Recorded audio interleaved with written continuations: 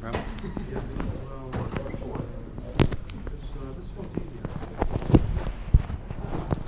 How's that? Got about 30 seconds. Cool.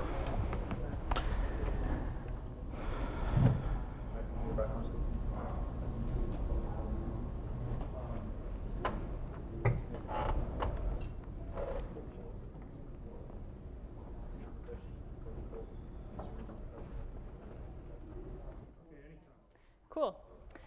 So just as an introduction, this talk is a bit of a follow-up to this somewhat unsuccessful panel at the Fifth Hope. Shardy was there. It was, we had about 5 of us, a number of people from 2600 Net IRC and just other random girls who happened to be at Hope. And we basically had this hour-long bitch session about bad experiences that the different members of the panel had had as members of the information security community, as members of the hacker community, or in computer science. And it was really cathartic for all of those of us who were involved, but it wasn't very productive.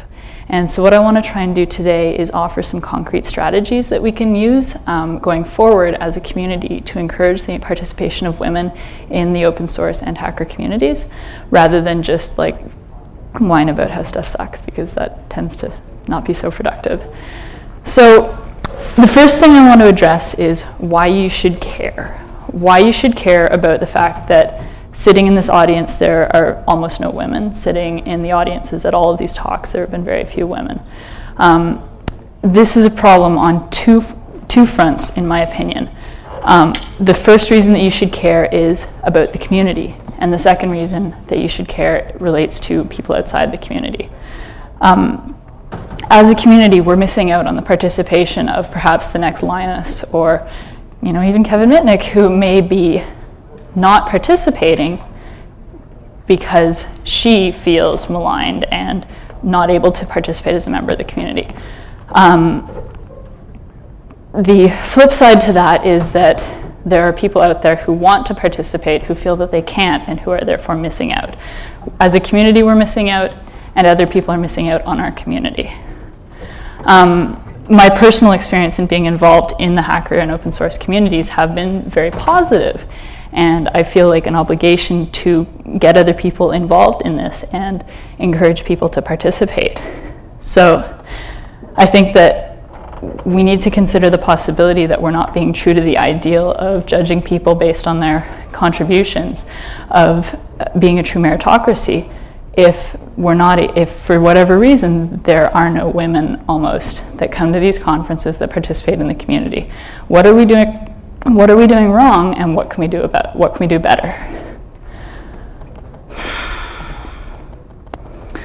So to get briefly into the question of why there are so few women in this community, I've also been involved in the physics community and the computer science community academically, and I think that there's a lot of overlap of women's experience in these other communities that apply to the hacker and open source communities in terms of why they haven't participated. The biggest one historically has been a lack of role models. There aren't sort of like the figures in the popular media in terms of who participates in our community are generally not women, and that has a major impact on people's involvement and people choosing to get involved in this community. There's a certain amount of, and I don't want to stress this point too much because again, this gets into being negative, but there's a certain amount of bad behavior that goes on that discourages people who do get involved from continuing to be involved. And I think that that's something I'll address in terms of things to do better. But behavior at conferences, behavior in the workplace, that has a really negative impact sometimes on women's decision to participate or to continue to participate. And one of the really unfortunate things is that women who do choose to participate are more easily discouraged from participating than men, and that exists as a problem both in computer science and physics, and as something that has to be fought actively in the academy, and I think we have to fight it as well from a practical perspective. They've found specifically that in computer science teaching, bad teaching has a has a disproportionately negative impact on women versus male students.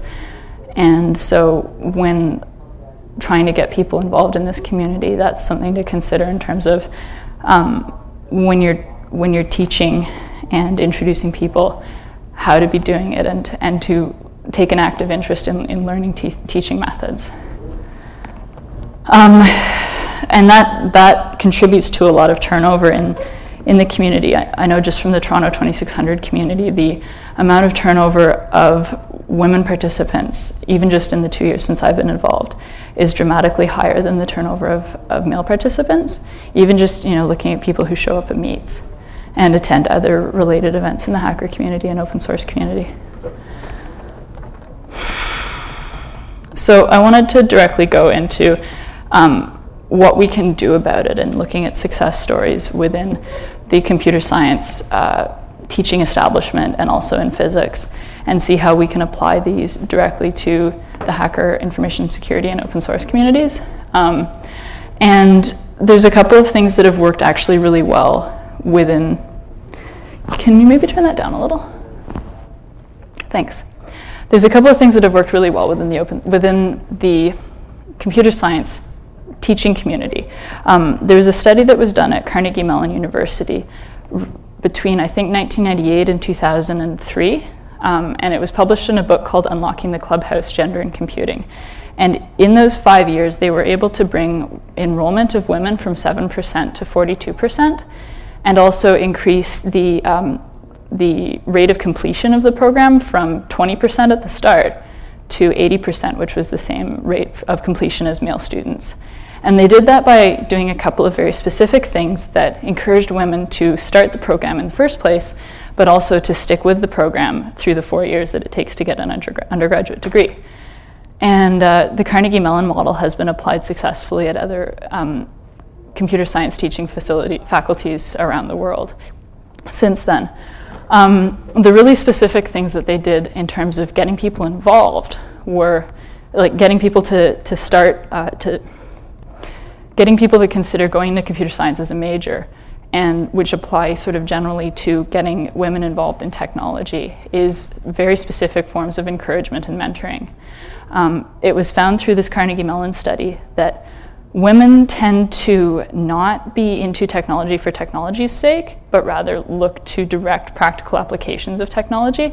So when you consider that you want to get your friend or your girlfriend or whoever using Linux, rather than being like, look at Linux, it's really cool and open source and you should use it because it's cool, which is true, but at the same time it might be more effective to say, look at Linux is really cool, you could use it to get that old junker computer in your basement working so that your kid can have a computer of their own, or so that rather than having to upgrade your computer, you'll be able to continue using the same one for a while. Sort of specific practical applications of computer science, information security, teaching people about stuff like phishing so that they can protect themselves, rather than just like, yeah, I'm a hacker, this is really cool, you should get involved. Making that connection from this is an interesting field to these are the specific ways that it can be applied in the real world is the most effective way to get women involved in information security and computer science and the open source community. The metaphor that they used in the Unlocking the Clubhouse study was the idea that women don't dream in code, and I thought that was particularly descriptive of the difference between the idea of doing technology for technology's sake versus actually wanting to have a practical application of it. Having role models for women getting involved and being able to point to specific people in the community who have been doing this for years and do an awesome job of it, and saying, it's not true that there are no female hackers. There's lots of female computer scientists. Grace Hopper, Anita Borg are the two big American examples. The women at Bletchley Park who helped crack Enigma and win the Second World War. There are historically lots of awesome examples of female figures in computer science, and also in the hacker community. You have people like Raven Adler, Val Henson, who's a kernel hacker, and a couple of the women in the Ghetto Hackers. That there are these women out there who are role models, who exist, who have forged path for other women to follow. And I think the biggest thing that we can do as a community is to hold true to the ideal of the hacker ethic, that hackers should be judged by their hacking and not by their degrees or their job titles, that it's your contribution that makes the difference, and that it shouldn't be assumed that when you're at a conference that you're there as somebody's girlfriend, or that sort of attitudinal problems, that everybody thinks that we don't do it, but maybe you need to call people on it when they do it. So, and that's really helpful. So I didn't have too much other than that to say, and I wanted to open the floor to people's comments and questions about other things that they think might be really positive in terms of getting women involved in this field. And other than that, yeah. I have a question for you. What's your question? So in this study, you said the most descriptive term was that women don't dream in code. Mm-hmm. Do you think that's because of a biological difference of how women are wired different than men, or do you think it's societal and just because of how things have been up to this point? Well, do you think that women could dream in code if they were put on an equal footing in terms of society in this field? It's a really good question, and it's one that's come up in the physics community. I don't remember the name of the dean of, I think it was Harvard, recently. Yeah, Lawrence Summers. There's a big controversy in the physics community over this whole idea that maybe women are just less naturally suited to doing hard science and physics in particular. And I think that there's a lot of that attitude within the computer science community as well.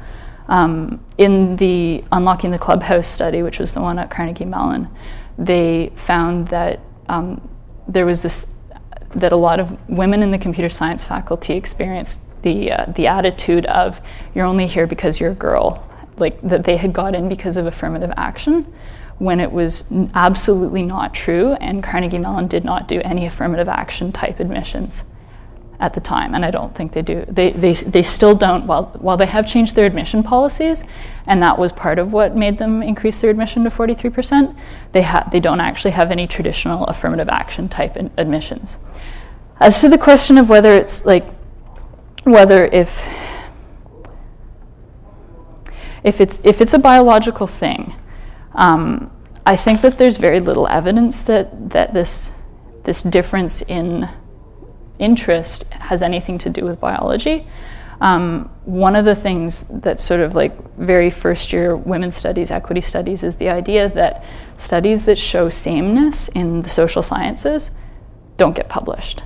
So you very rarely see a study that says, you very rarely see published a study that says, yeah, women and men are just as good at math. You don't ever see that. You only ever see, because there's no the publications like Nature and stuff, they do not have an interest in publishing those studies. It's a pretty well-known fact in the social science research community that those studies don't get published. So there's a slanting towards this idea that there's a biological difference between men and women in terms of mathematical abilities, spatial reasoning, and all those things that lead into being a good computer scientist, when I personally don't feel that that's the case. And there's research into, there's a lot of research into the distribution of intelligence among men and women that show that while intelligence is distributed differently, that the average man and the average woman have the same intelligence. There's just a different distribution along the curve. And again, that brings in questions about how we're defining intelligence and stuff that are kind of out of the scope of this argument. But I think that one of the things that I learned from this Carnegie Mellon study is that even if women who become involved in computer science or the hacker community do not dream in code, that's not the requirement for entry. The requirement for entry is to want to learn cool stuff and do cool stuff. It's not eating, sleeping, and dreaming it.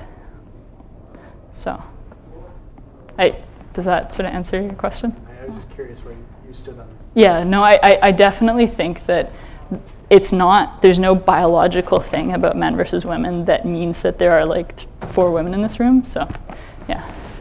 Hi, my name is Bethany Niker. I work for Carnegie Mellon School of Computer Science, a full-time staff member. Awesome. And I'd like to say, yes, I have dreamed that I was coding. I totally have too. I've had lots of dreams that involved a lot of Tetris, but and code as well. But point that was made in the Margolis study was that this was not a common experience for women, while it was described as a very common experience for male computer science students. So that's cool though.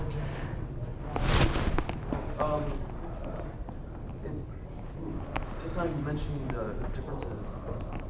You alluded to gender differences, and more specifically, where it seemed you were indicating that, at least based on the study, that men look at technology as an end in of itself, whereas women look at technology as sort of a means to an end? Yeah, that was what was found. Okay, if that difference isn't biological, and I think I agree that it isn't, do you have any idea how that would get socialized?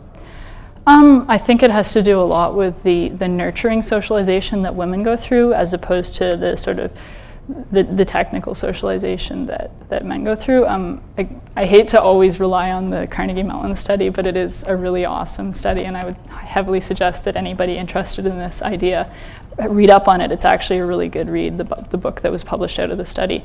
But one of the things that they talked about was the idea of the computer in the boys' room. And even in my personal experience growing up, I did not have a computer in my room. I only got my own computer when I left for university.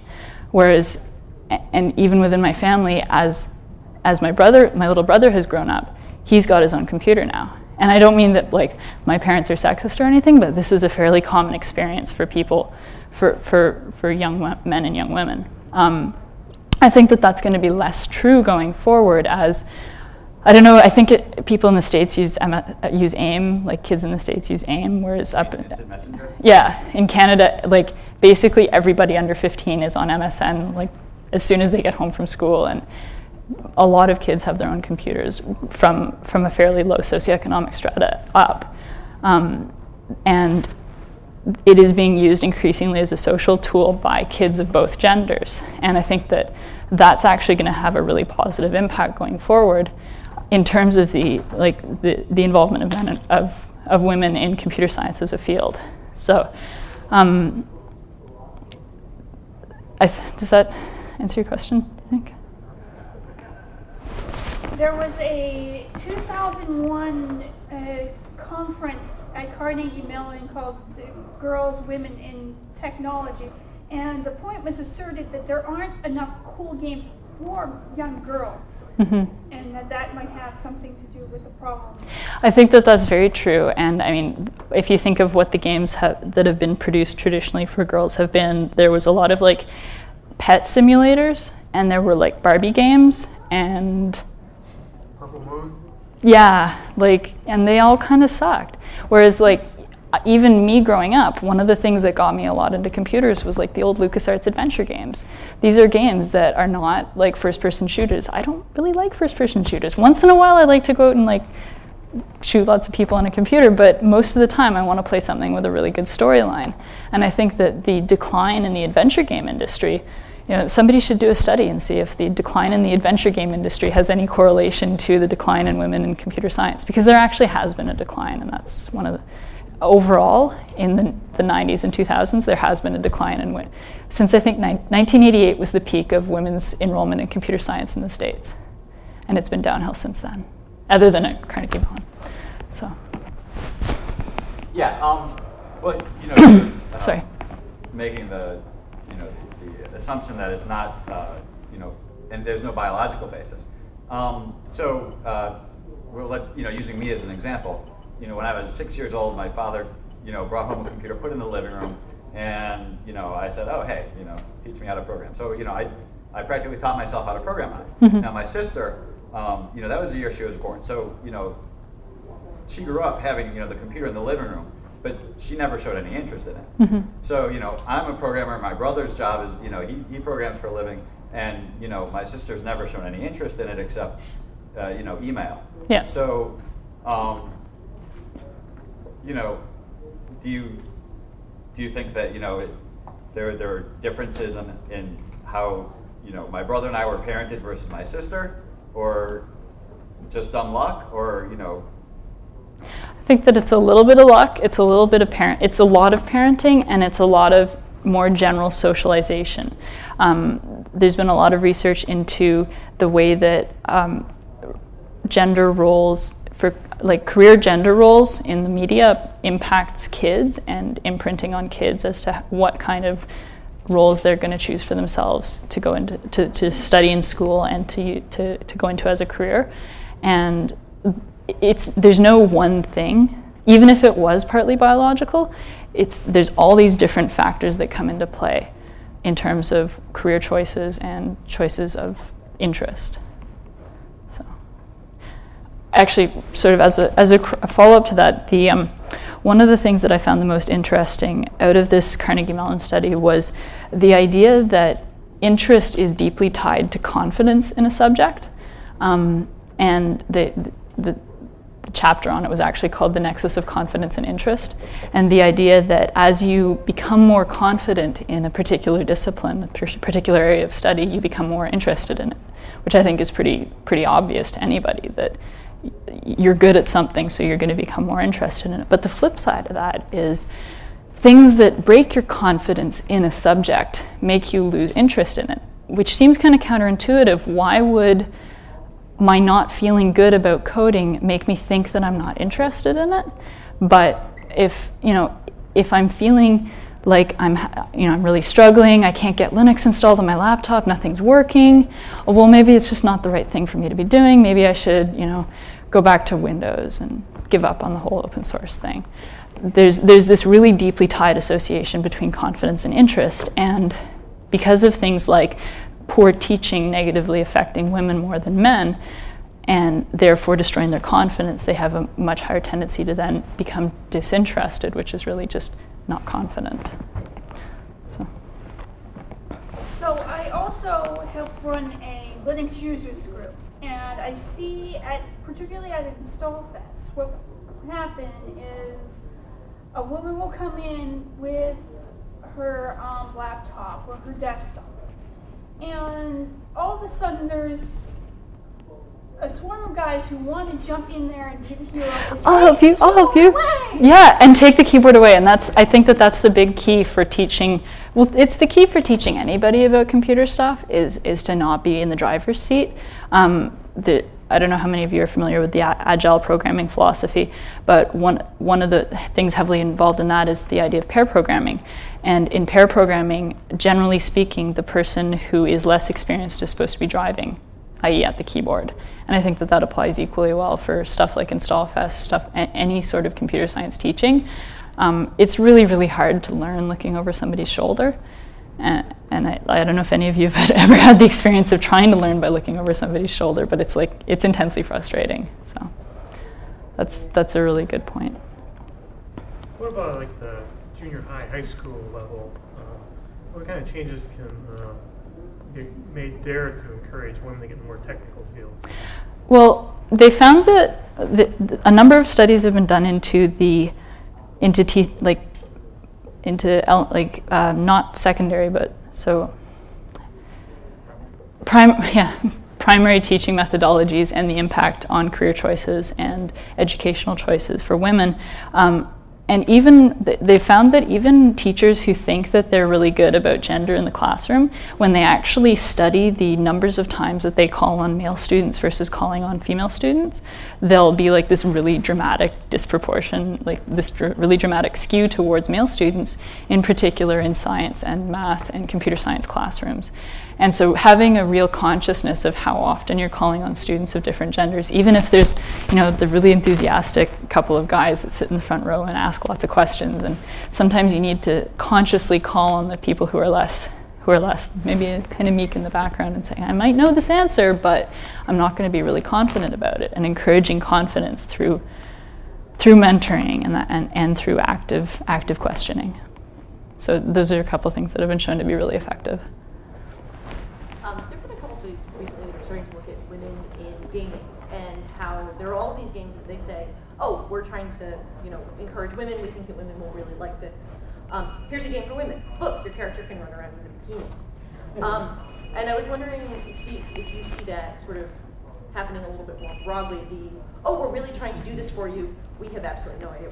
The Lara Crofts of the Lara Croft problem, right? Yeah. Sure, she's this like awesome, empowering female character. She just happens to have like boobs that are like balloons, and so maybe women aren't going to be so comfortable playing with that, and it is really a catch-22 in terms of, well, maybe not a catch-22. It is a problem in trying to advance these role models, but then them not really being very positive role models, and I don't really know what the solution to that is. Other than, you know, keep trying kind of thing. I guess that's all we can really hope for. Yeah.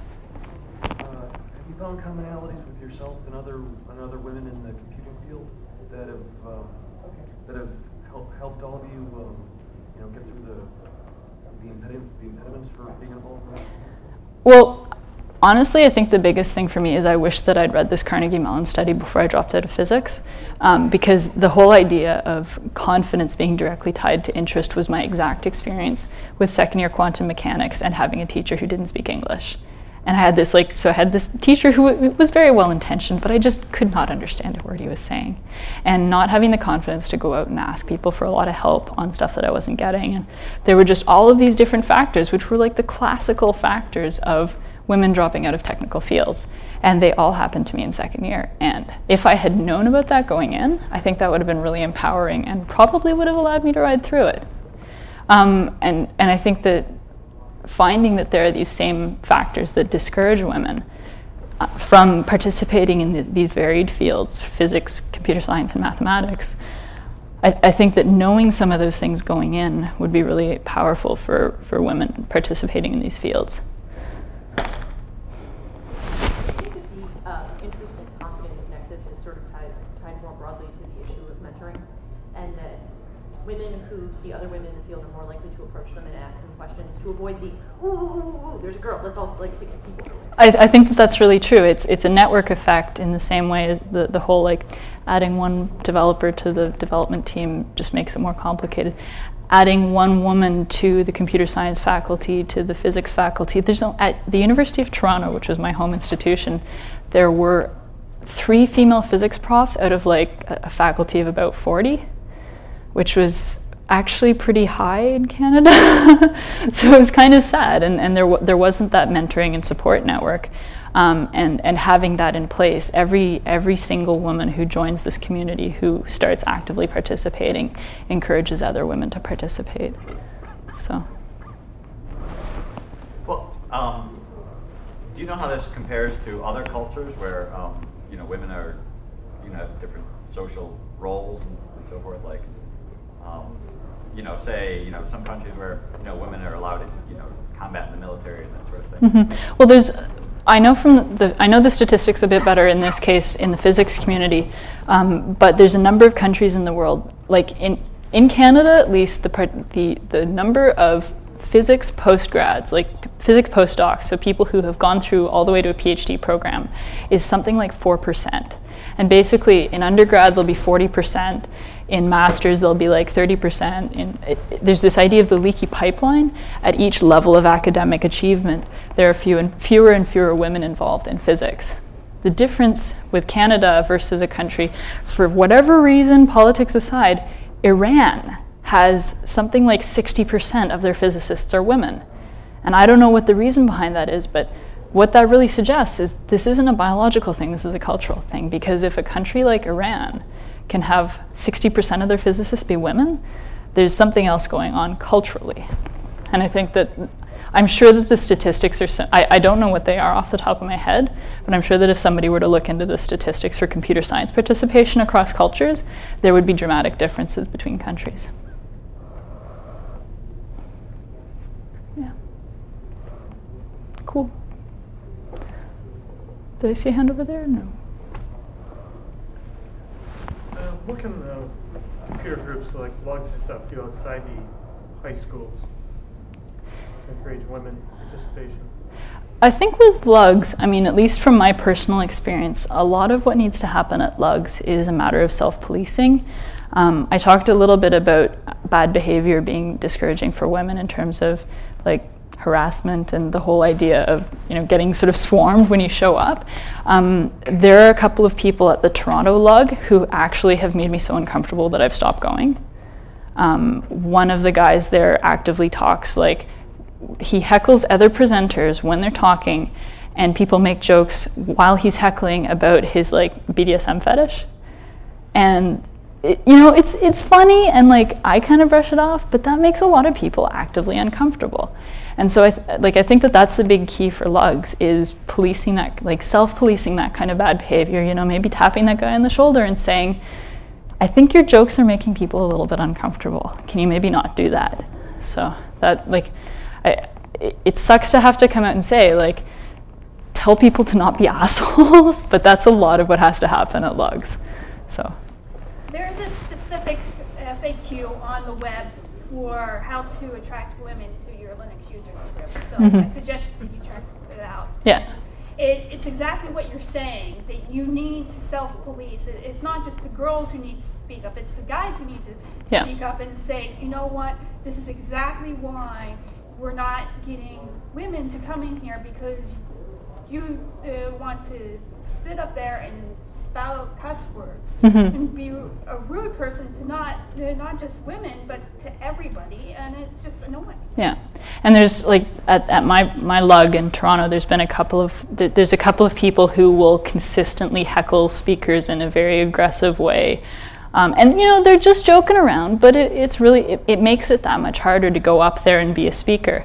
And I think we do it too in the information security community at the hacker cons, and and like it's really awesome that somebody like Shardy has the confidence to come up to go up on stage and have his friends in the front row drinking and like heckling him, and that's totally awesome. But that does make it really hard for somebody else to come up and talk if they don't have that community network of support. And it's really hard, because I want to find a balance between saying, no, you shouldn't do that, and here's how to do that in a way that doesn't discourage people from participating. Because that is, like, the drunken rowdiness is part of this culture. It is part of this community. It's part of the fun. And how do you find a balance between continuing that because it's fun and making it not hostile? So. Well, doesn't this drunken rowdiness essentially make it sort of like an old boys club, which, sort of just self-perpetuates, and, the drunk rowdy boys can join the club, and, the girls just can't or wouldn't feel like or it. Have to be drunk and rowdy too to get into the club. And some people can handle that, and some people can't. And that's a question that I thought a lot about going into this talk, and was not really sort of able to come up with any conclusions other than call people on really egregious behavior and self-police. I think that has a lot less to do with male or female, but just your own self-confidence. Being somebody who's been up there both as the person getting heckled and the heckler, I think it has a lot more to do with self-confidence than gender, which directly relates back to what you said before about interest versus confidence. So it might not directly be a problem, but indirectly. It's a problem it's only a problem because we already have this existing problem of a lack of confident women hackers. Like, that's how it becomes a problem. It's not a problem in and of itself, I don't think. It seems like there's like 3 stages going on here, and each one, I'm not sure how any of us in this room could solve the problems. You've got the early childhood where you've got parents and teachers telling girls they can't do this technical stuff. And it's not even necessarily being directly told that you can't do it. It's just not encouraged. Right. Yeah. And then you have the lack of role models, which of course you're not going to have the role models unless you have people ahead of you. And then finally you have the people misbehaving, and wow, a girl, what are we going to do? And the best way to solve that is to get more women into the culture. Definitely. So you kind of have to address the first 2 in order to deal. So it's like if there were just like 50% women at this conference, or at like a lug or anything, the like, oh my God, let's like glom on the girls would just not happen, because there would be lots of girls. And so rather than it being this crazy ratio, that just wouldn't be the case. Yeah. How much of the problem do you think is caused by the women?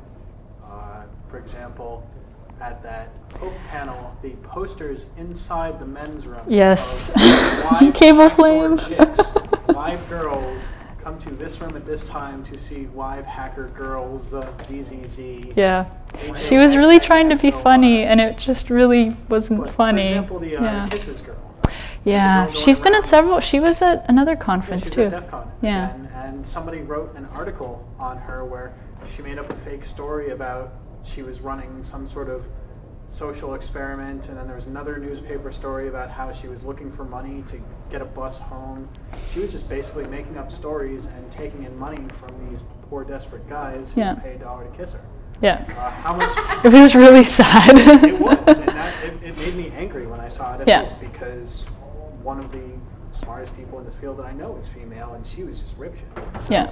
how much of the problem do you think is caused by women's actions as opposed to the glom on, hey look, it's a cute girl, let's take the keyboard away? Yeah, I think that's another question of self-policing that has to be addressed, and that I know I personally haven't been very good about addressing that. Even confronting Cable Flame about the posters in the bathroom, that as women already involved in this community, we have to be holding each other up to not to good behavior, but to encouraging each other and to encouraging other women to become involved. And it becomes hard to self-police when it is such a minority situation that, as it is right now. Like, I think that's why it has been traditionally hard to self-police in that respect. But I think it is something that people, specifically women already involved in the community, have to be conscious of. Do you think there's a taboo against taking the girl who's saying, oh, look at me, I'm poor and defenseless and I don't know anything, do my stuff for me just to get attention? Is there a taboo against calling people on that? Oh, okay. Because of the thought that any attention is good attention, even if we don't agree with her tactics, it's still getting a foot in the door. Do you think that that's one of the reasons for the taboo against saying? I think that that's definitely one of the reasons. The whole idea of not wanting to discourage even that kind of lame, I'm showing up to sell kisses participation, seeing it as still participation, even if it's not positive participation, and being able to call people on the fact that it's not positive. So. I'd actually like to respond to what he was just asking about with the anecdote about the girl who's making up all the stories, and say, what about the guys who do stuff like that? The guy who does all the heckling in Toronto. There's a lot more of them, but it's something you're going to experience as part of human nature. And in a situation where they're such the minority, people who might want attention or might want to abuse that attention are going to find it a very easy place to find it. Well, the problem is, though, if you have just statistically less women, if you have one woman for every 10 guys, the woman that stands out doing that sort of bullshit story is going to be a lot more noticeable just because she stands out, just because of the numbers. So it's potentially more damaging. It's not worse, but it's just, Oh, I agree. I was just Self-policing is really important for men and women. Like, yeah. I was just suggesting it's important not to cite that as a possible cause for the shortfall of participation of women as a whole, because there's one or two I'm who not say, trying to hey, suggest attention. that. Okay. I'm just saying that it's, from what I've seen, it's something that most women I've talked to know exist, but don't want to approach because of, it's a lose-lose situation. Whereas other women I know, that makes them 10 times more angry than the guy that's being a misogynist asshole. The woman that is encouraging them to be like that. So I was just wondering. Yeah.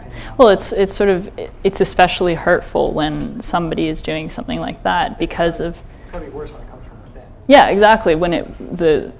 I think that the girl doing the kissing booth at Hope and at DEF CON was more hurtful to the women who actually managed to come out and participate. All 20 of us at Hope, and I don't know how many women show up at DEF CON, but I've been to hacker conferences that had under 1% participation, and that's just really sad.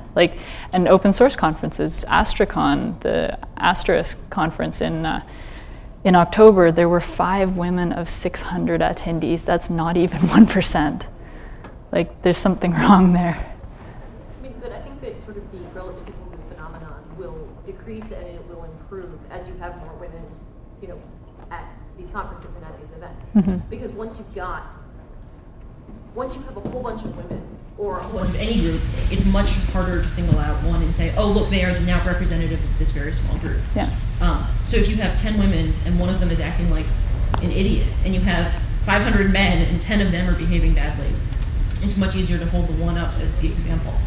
So I think that the ultimate solution then becomes encouraging to more women to move into the field. It's back to the bootstrapping part. Oh. Hi, since we're obviously not going to solve this problem overnight, temporarily as a workaround, do you think it's a good idea from the mentors to say, look, these are the types of idiots you're going to encounter, and don't let it break your spirit? And I actively do that in encouraging women to participate in lugs in different, there's so many user groups in Toronto, it's kind of ridiculous, but like I personally go to like 5 different ones and will often talk specifically to the other women who show up and sort of like, oh, you're planning on going to T-Lug. You should totally go, but don't give this guy your phone number. Like really, really don't. He's really, really annoying. Because if she didn't know that she shouldn't give creepy stalker guy her phone number, she would get creepy stalker guy would probably stalk her, and then she would not go back to T-Lug. And so sort of like that kind of active, not really, I guess it's kind of warning people, but warning people as to the pitfalls of their participation. It sucks that we have to do that, but it is a good first step. So, but I think that sort of like, and the conversation here has really reinforced for me that a lot of what we have to be doing is self-policing in terms of calling people on being assholes when when you can see that it has a specific negative impact on people. And the lugs are a really good example of that. So, yeah. Are there any other women's organizations that are computer science related? I've heard of Linux Chicks or others. There's Linux Chicks. There's the Anita Borg Institute for Women in Technology. I know Google does an Anita Borg scholarship. There's the Sisters, which is an email list, spelled SYSTERS.org, I believe. There's the Grace Hopper, I can't remember what it's exactly called, but it's like the Grace Hopper Congress of Women in Computing, and that's in San Jose this year, I think. The Linux Chicks and the various email lists on there are awesome resources. And Women in Science and Engineering, I don't know, does that exist in the States? That's pretty big in Canada, so yeah. And the various like institutional bodies, I know the Association for Computing Machinery has a committee on the status of women. I don't know if it's called the Committee on the Status of Women, but they have a women's special interest group, as do most of the international physics associations, and like the country-specific physics associations and the International Union of Applied and Theoretical Physics. I don't remember if that's the acronym, but yeah. So there are a number of groups out there. And if you do a Google search for unlocking the clubhouse, you'll find the homepage for that Carnegie Mellon study. And there's also a book that came out of it that I've even got here.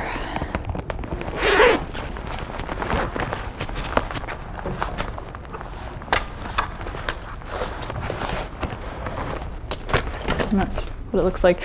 Another group that I thought of is, they're called the Gender Changers. They do summer camps and like weekend outings that are like basically hacking workshops, where they do hardware hacking, Linux install fest, that kind of thing. They're mostly based in Europe though, and Canada. So I don't know if there's any other questions or comments. Yes, there are. Okay. Well, okay. I have a number of hacker friends who have just had kids, and they're mostly daughters. Yeah. So, would you have any advice that I could relay to them on how to raise hacker daughters? Give them a really old computer and like lots of Linux ISOs, and generally like encouragement is the really big thing. Talking about role models is a really important thing, whether it's like hacker role models or just generally computer and science role models, like computer science and physics and all that kind of stuff. Role models about that. I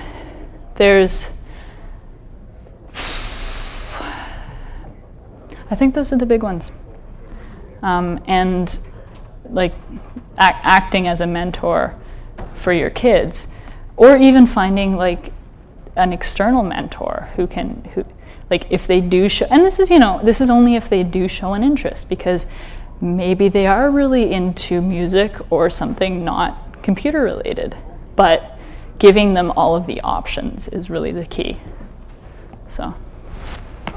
Also, you asked about that, what you tell them what to do, and I don't know if this is worthwhile or not, but I love taking things apart when I was a little kid. I mean, I'm sure all of you did. So, as a dad, I can see it being second nature to go, oh, here you go, son, take this apart, you'll have fun, it's busted, knock yourself out. And not doing that with your daughter. And just the fact that it doesn't occur to you that she might want to take it apart too. Let her mash the hell out of it. To the point that like I always got in trouble for taking apart stuff when I was a kid. And like what's going to be more discouraging in getting involved in computer science and science in general than getting actively discouraged when you show an interest in technical things? Like I think that's really the key, is to just be encouraging. If there's any way as a society to change attitudes like that, rather than like one by one, parent by parent. I think that where a lot of success has happened as like in the larger scale has been in the education system.